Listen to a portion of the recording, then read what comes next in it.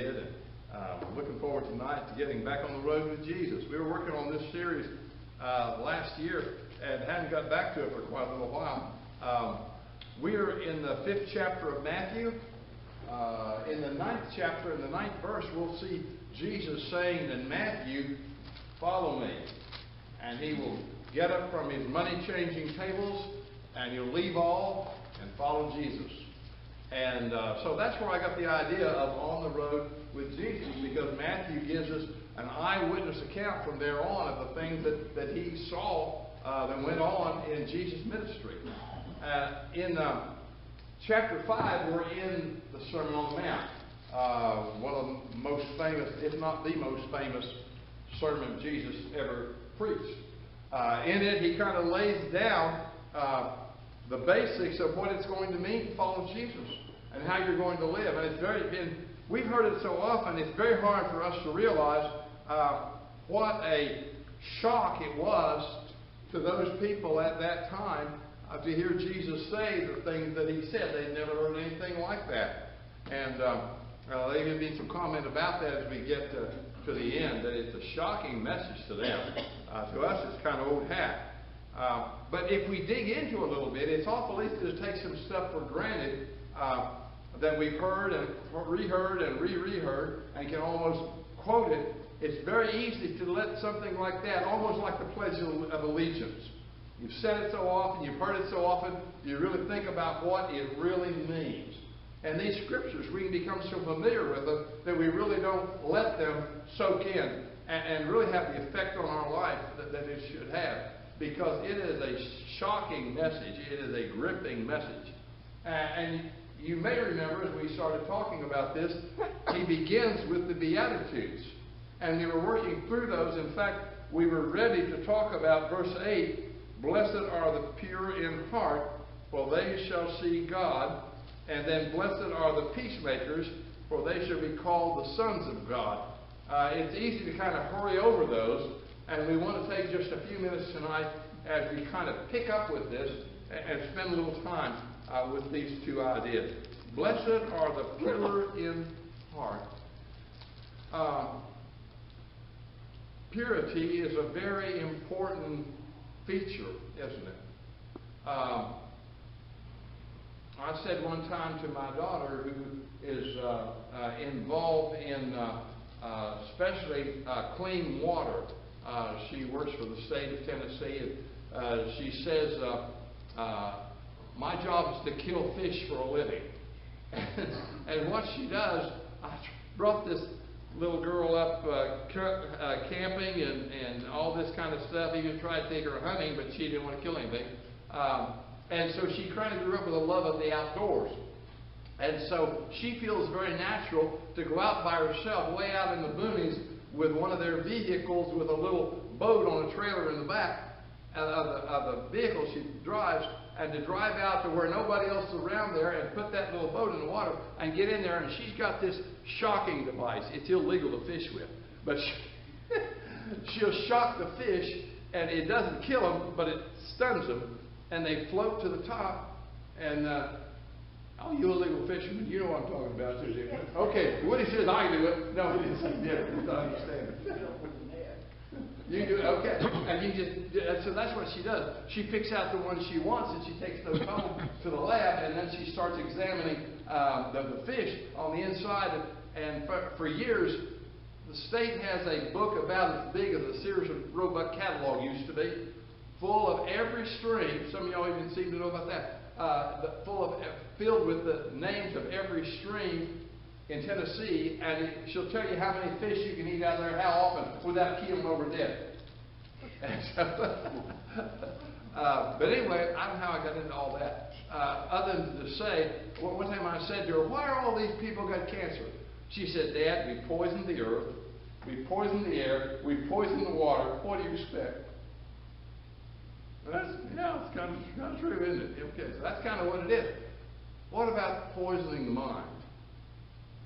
One of the sad things today in our world, even our little children aren't guarded from very terrible, filthy things, even from when they're very, very young.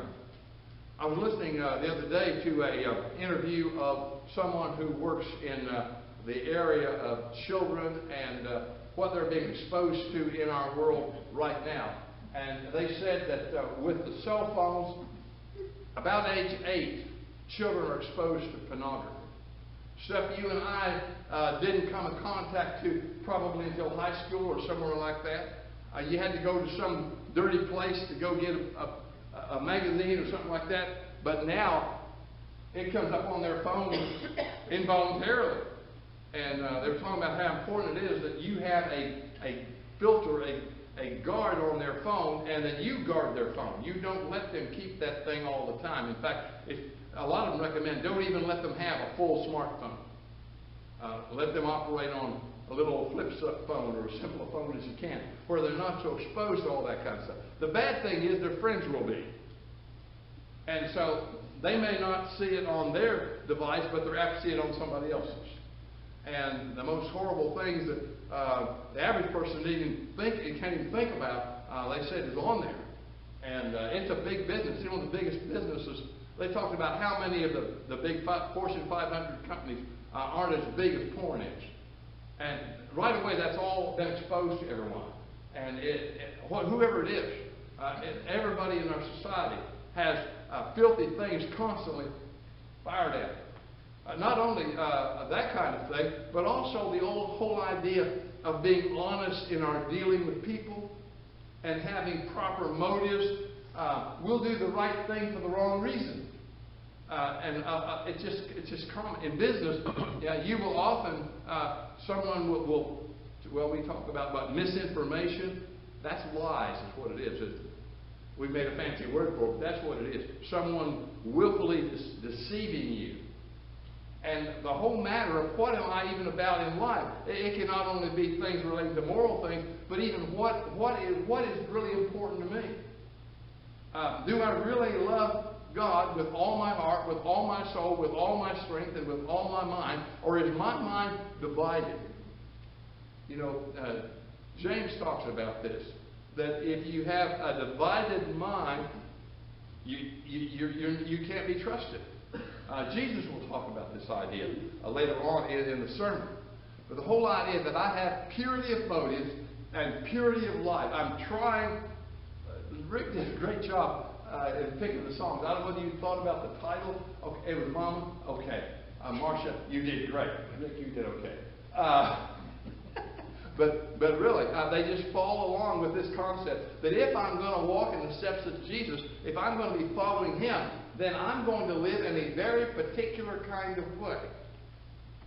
And I'm going to learn, as I heard one person put it recently, Jesus died to self in the garden. I never thought about that before. Not my will, but thine be done. Before He died on the cross, He died to self. And you can't follow Him without dying to self. You've got to decide, not my way, but His be done, whatever it is. And in fact, that links right in with what we're talking about in our new series on Sunday morning, when we're talking about living by faith then, throughout in the Bible times, and now. It's the same thing.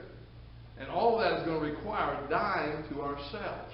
To decide, I'm going to keep my mind pure. I'm going to turn away from things that are evil, and I'm going to turn to things that are good. I remember from Brother Baxter, the first place I'd heard this statement. No one can keep birds from flying over their heads, but you can keep one from building a nest in your head. And Satan is going to all the time be running things by you, just like James talks about how a man is tempted. He's drawn away by his own lust and enticed. And he really is using a fishing term again. We were talking about fishing earlier. But that's what a fishing lure is. You put that out there, and for 22 years, we had property down the Duck River. And we were rich in rocks and rattlesnakes. It was great. Someone called it Rattlesnake Ridge. But it also could be called Rocky Top. There were just lots of rocks. And And anyway, I love to get up in the morning at daylight and get out there on days like this when I could go down. I try to go down about once a week. And one of my little fields, I was trying to attract the deer with clover and things like that in fall. But I'd spend a lot of the time out there picking rocks up, getting them out of that field. It rained, the next time there's many rocks there wasn't before. But I'd get out there and work till about 10 o'clock hauling rocks. And then I'd go down to the river, and there's this little bend in the river where if you could get down there and wade out on that gravel bar about as far as you could and catch back up and let the bait float down past there, smallmouth would come out of there and fight you. Oh, I remember one time being in my kayak out there and tossed that thing out there. And that fish jumped higher than my head coming up out of that water. But you could get out there and what was I catching with? I had a fluke, a little white thing, looks like a fish, looks like a minnow, and it's got a hook in it. And you run out there, and he just thinks, sure, that's a minnow coming down through there. And when he went out there and grabbed it, he got that hook. That's the way Satan does us. He's got a bait in his box for you that he knows you'll hit every time if you're not careful. And he's out there doing all that stuff constantly, isn't he? And so I have to work to keep a pure mind. You do too. We're all the same. If anything, King David showed us, it showed that even a man after God's own heart could get on the wrong track. It's a constant battle for all of us. And we have to go back and ask the Lord to forgive us and get back on track again. And Jesus said there's a blessing in keeping a pure mind. You'll be blessed. Now what does he say about that?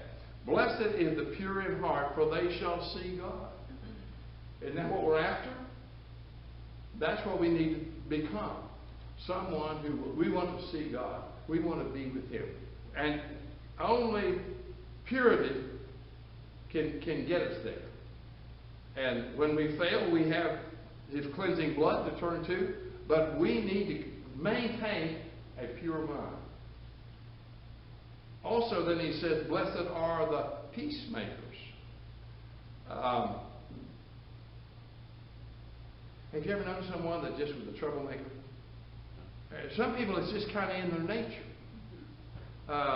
If you have very many kids, you probably have one of those kids that stirs up more fights than all the rest of them put together. You ever? Some of y'all are laughing. You know what I'm talking about, don't you? I won't ask you to name names, but we've seen that with our kids. In fact, if you work with, they're having VBS this week at Winston Chapel, and there'll be a pile of kids in there. And I've taught enough classes and things like that. You'll usually have a troublemaker, right? You know, I'm going to count on it. Okay, you school teachers, you know what I'm talking about. You're going to have that. You probably have it in your family. You probably have folks that they delight in causing trouble. This is the opposite of that.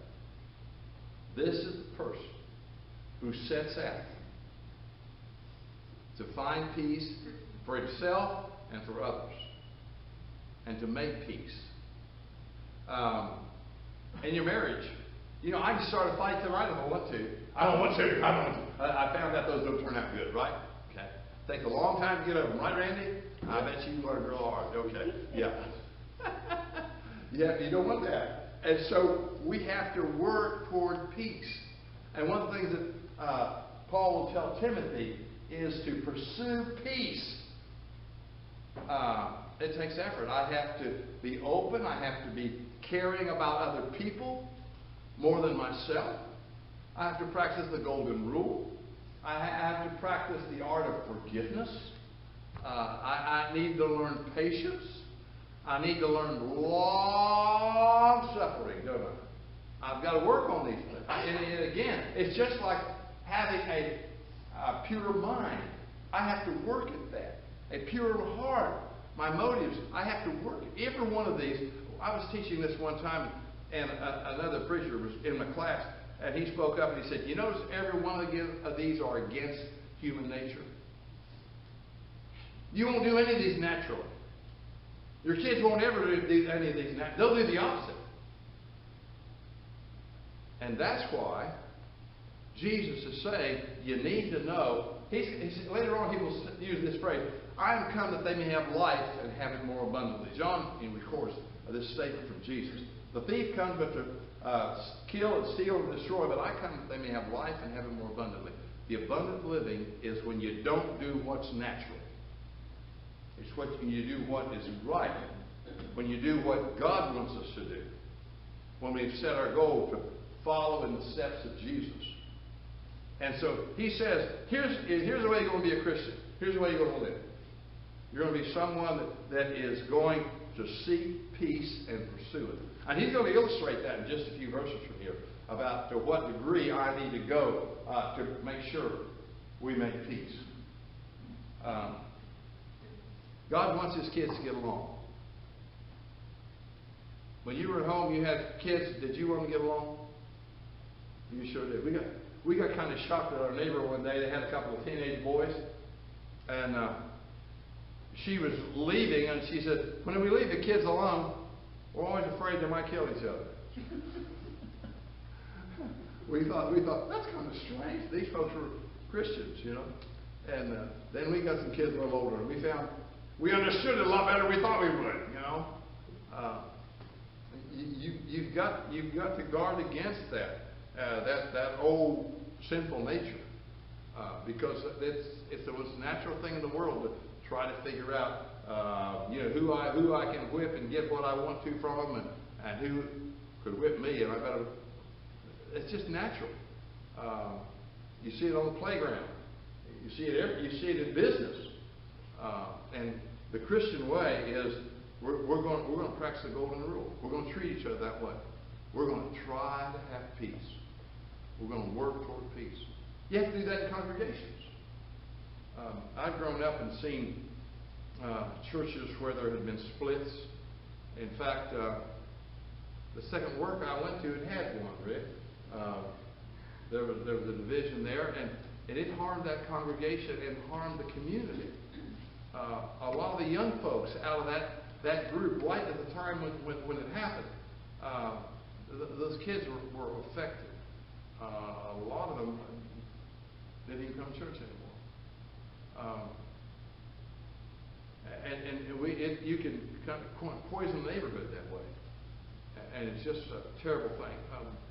I'm afraid too many of us have been around those kind of things where we've been. We've seen the harm that can come. Also in families.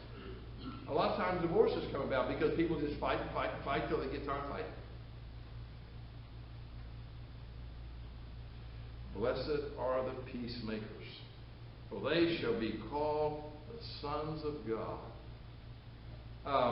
That phrase, sons of God, has a special connotation in the Hebrew background of that idea. Jesus used it one time with James and John, the two brothers, the sons of Zebedee. He called them the sons of thunder. That wasn't complimentary. They illustrated one time. Jesus is traveling. I'm sure they're hot, dusty, and tired. And they come to a Samaritan village, and they plan to spend the night. And they wouldn't let them in. You remember what James and John came up with? Here they are, and two of us enter three. Peter, James, and John. I said, "Lord, would you have us just bid fire come down and burn it up?" And he said, "You don't know what spirit we are of." They hadn't even got a glimpse of what it's going to be to follow Jesus. You're trying to say to these people, "I'll burn them up." Barnabas. Bar, that's son of. Barnabas, son of encouragement. That was his nickname. And the apostles gave him that name. And it's kind of like encouragement was their daddy. They just come by it natural.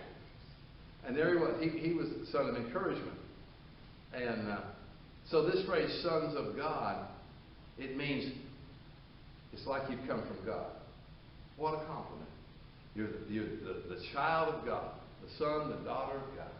You carry his likeness if you learn to be a peacemaker. Remember what Jesus was called? Prince of Peace. When he was born, what? He's going to be the Prince of Peace. He brings peace to our hearts. When he reconciles us to God. Paul talks about this, about how we come to peace. I mean, we're a little I almost said little devils. That's a little strong. That's a little strong. But the devil certainly has had his influence in us, hasn't he, in our lives? I heard somebody say this. Did you ever notice you didn't have to teach your children to lie? You didn't have to teach them to fight. You didn't have to teach them to be dishonest. You didn't have to teach them to steal. But you have to teach them not to lie and tell the truth, don't you? And you have to teach them not to fight, but to become peacemakers. You have to learn those things. They're all against nature. And so Jesus says that is what it's going to be like following me. And then all of these are counter to what the world does. And so this next one, we've discussed this quite a little bit in our series that we've been dealing with zero victims. When we start talking about blessed are those who are persecuted for righteousness' sake, for theirs is the kingdom of heaven. One of the ways we know that we're serving Jesus is when somebody don't like it. Somebody starts pushing back. You probably, that's some evidence that you are serving Jesus. Now, it doesn't have to be. Sometimes we do dumb things. Sometimes we take positions we didn't need to take. But if you're going to serve Jesus, persecution is going to be part of the process. Peter would say, all who live godly will suffer persecution. You will, one way or another. And as our world turns further away from God, the likelihood of you facing that is greater than it's ever been. But Jesus offers the promise, the blessing. Blessed are you when they, verse 11, blessed are you when they revile and persecute you and say all kinds of evil against you falsely for my sake. In the last few years, we've seen several people lied about, even convicted for things they really didn't do because they were on the wrong side of an issue as far as some folks felt the way it should be, and it's because they stood where the Bible says. It can happen. It can happen. In fact, they will try to find bad things they can say about you and make them up. And that has happened more than once. And you probably can even think of some situations you may know of where that's happened. But it will. Verse 12, rejoice and be exceedingly glad, for great is your reward in heaven. For so persecuted they the prophets who were before you. And then he changes just a little bit. As he talks about taking the heat, changes just a little bit. And he brings up another very familiar description of what walking with Jesus is going to be like. You are the salt of the earth. You know, you'll hear folks say, and I've even said about some folks, they're the salt of the earth. I've found, at least in my experience, that the closer I get to the soil and the people who work the soil, in a lot of cases, there is a more genuine, caring kind of spirit among those folks. As we get crammed into cities, it seems like we get more like animals. I don't know, but it just seems like I've noticed that a lot. That it's kind of like that. The salt of the earth. He illustrates this. But if the salt loses its flavor, how shall it be seasoned? For it is then good for nothing but to be thrown out and trampled underfoot by men. Salt is a very valuable commodity. In their day, I'm told some of the soldiers were paid with salt. You could use it like money in that time. In fact, that's where we get one of our sayings, so-and-so is not worthy of salt. That's where it comes from that idea. In fact, they would store salt in cisterns They would have places where they would put it like in caves. But now the problem with that was some of the salt that was near the soil could collect moisture, and it could become mixed with the dirt, and it could become useless. And that's what it's referring to here. What do you do with poor salt that isn't salty anymore? You can't throw it out in the yard, it'll kill the grass, right? So he said all that's left to do is just put it in the street. That's all that's left of it. And salt also, of course, can be used to preserve food. I've heard people tell me, I've never done it, about salting down hams. Have any of you ever done that? No? Okay, John, you're aware of that? Yeah. It will, if you've ever had a good slice of country ham, what's the first thing you have to do? Probably soak some of the salt out of it, right? Because it is so salty. It's got so much salt in there to preserve it. That was the original idea of using that. Before you had refrigeration and freezing and those kind of things, you had to do that. In Israel, they would do that with fish. I don't know, I ever tell you about eating lunch or eating breakfast in Israel? I may have told you about that. I was impressed with that. You see, you can't have bacon and be a Jew, right? So you have eggs and fish. That's what they had. They would have fish on those smorgasbord tables. They would have 6 or 8 different kinds of fish. You'd have dried fish, fried fish, baked fish, salted fish was one of the things they would have. That they had fixed it all different kinds of ways. In fact, they say that's one of the things. Like several of the apostles were earlier fishermen. Peter, James, and John, for some. And one of the things that they would say is that they would catch little fish and salt them down. And like the boy that had the 5 loaves and the 2 fishes in the miracle that Jesus fed the 5,000, it was likely some of those little, because they didn't have all of our modern canning kind of things like we've learned to preserve stuff with. So salt was widely used. Well, in the same way, in a society, salt is useful. We started this morning studying about Abraham. One of the things we'll come to before too long in the 18th chapter of the book of Genesis is when God decides, shall I tell Abraham what I'm about to do in Sodom? Remember that? Remember, Lot had pitched his tent in Sodom, or near Sodom, and then he was in Sodom. And so right away Abraham has concern about this, because he's told by the Lord, I'm going to go down and see. There's a cry about how wicked these people are. In fact, one of the first times, we'll come to this right away, that even the first time we even hear about that place, it is known as a wicked place. In fact, some of our crimes and all are connected to sodomy, that idea. That's where it comes from, how wicked that place was. And so God decides to tell his friend Abraham what he's about to do.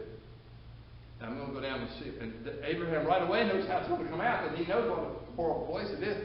He said, well, you wouldn't kill the righteous with the wicked, would you, Lord? Remember that? He starts Jewing him down. Would you kill if there were 50 righteous people there? No. And he said, well, what if it lacks 10? Well, what if there's only 40? I'd save it for the 40. In other words, in God's eyes, there would be some hope for that place if there was some salt still there. It might hold off the corruption. It might be able to make a difference. And you remember he goes all the way down from 40 to 30 to 20. And finally he says, let me ask you just one more time, Lord. Please don't become upset with me. What if it was only 10? He knows that place. And he knows it's going to be lucky if we didn't even just find 10. And of course they couldn't, could they? They weren't even 10 there. Lot, his daughters, his wife got part of the way out and turned and looked back and turned into a pillar of salt. There were only actually 3 that escaped.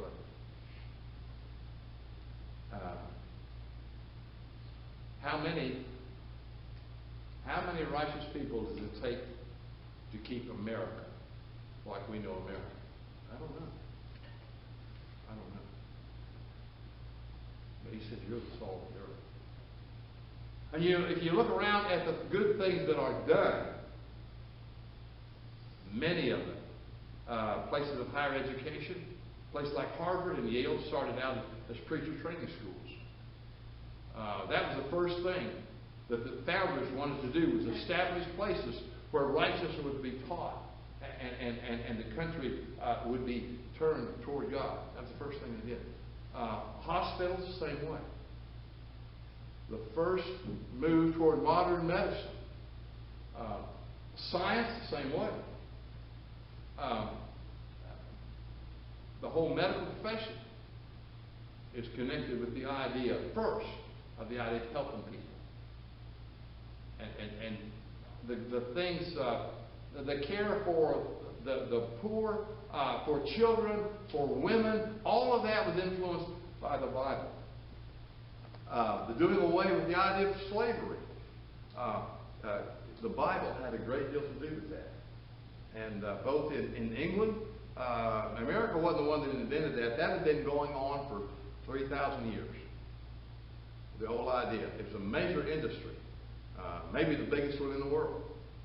Our founding fathers put in the founding documents that all men are created equal. That became a part of it from the very beginning. And that was fought by certain elements in America even. But that finally was able to be put into practice. It took the Civil War to do it. But within less than 100 years, that was done. And so we are the salt of the earth. And if we aren't doing our job, what can you expect to happen? And he's going to bring that out here in a moment as he changes his description. He goes from salt to light. You're the light of the world. A city set upon the hill cannot be hidden. For lots and lots of years, America has been the light of the world. If you took away the care and the relief and the funds spent to help starving people, hurting people, people that are being abused, if you took America out of it, you wouldn't have anything. Other countries just don't do that kind of thing. And it's part of what our background has been, that we would be those kind of folks. And the church must be the brightest part of the whole thing. And that means you and me. We are the light of the world. If anyone is going to see how a home should operate and how a Christian should live, they're going to see it in you. They're going to see it in me. Or they're not going to see it. He says, neither do men light a lamp and put it under a bushel, but put it on a lampstand, and it gives light to all who are in the house. So let your light so shine before men that they may see your good works and glorify your Father, which is in heaven. That's what we're about. We'll just barely get to introduce this next section. The Beatitudes and then the principles of salt and light are followed up with this statement. It's going to introduce what he's going to talk about next. Do not think that I came to destroy the law or the prophets. I did not come to destroy, but to fulfill.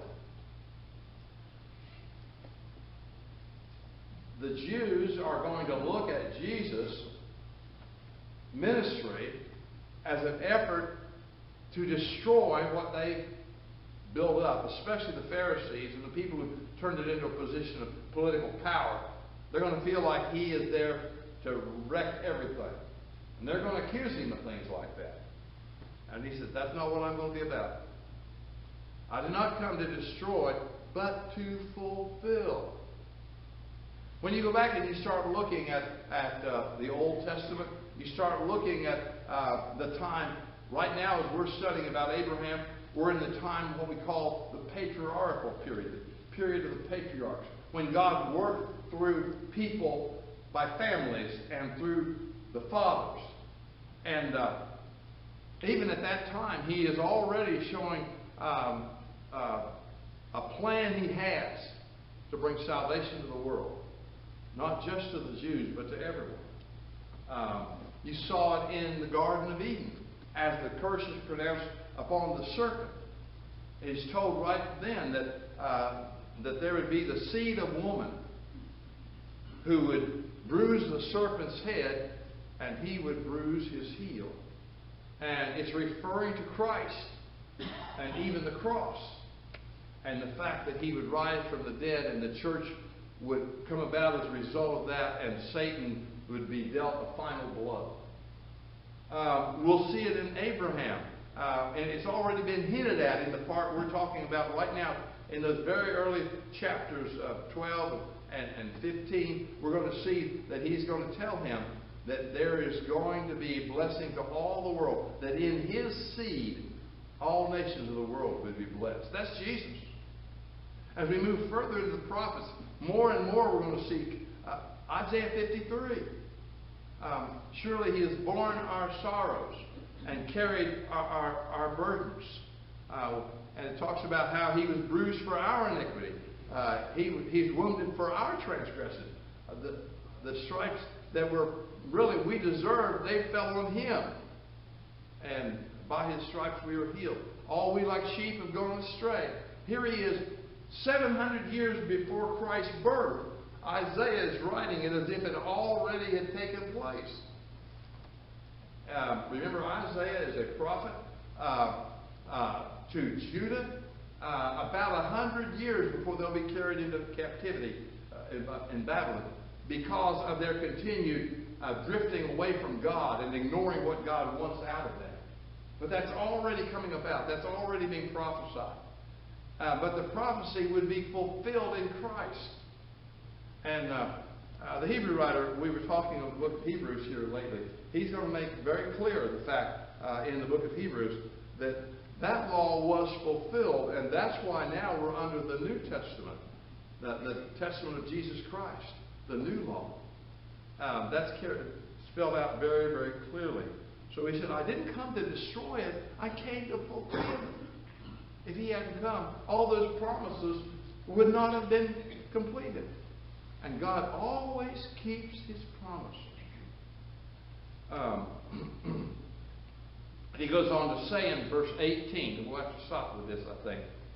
For assuredly, I say to you, till heaven and earth pass away, not one jot or one tittle will by no means pass away from the law till all is fulfilled.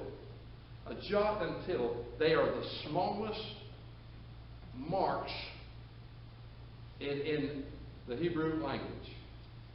Like when you dot an I, or you put I'm converting it to English, or when you're going to make a contraction like cannot, and so you take the O out and you put in a little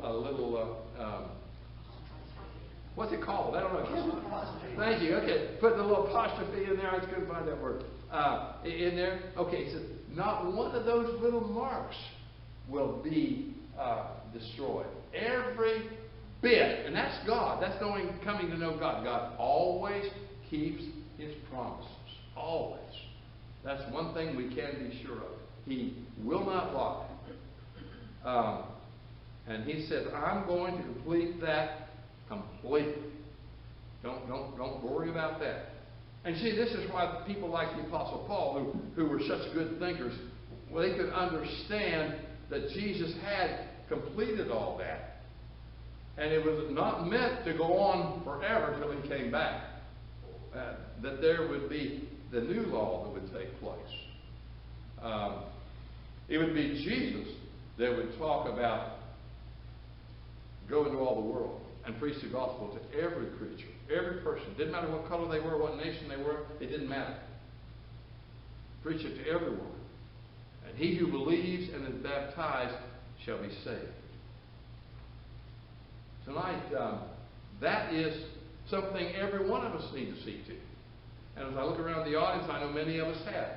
There may be someone here tonight that for some reason would want the prayers of the Christians in problems you're dealing with. If there's someone that needs to be baptized, we're ready for that. And that's what our song of encouragement is all about.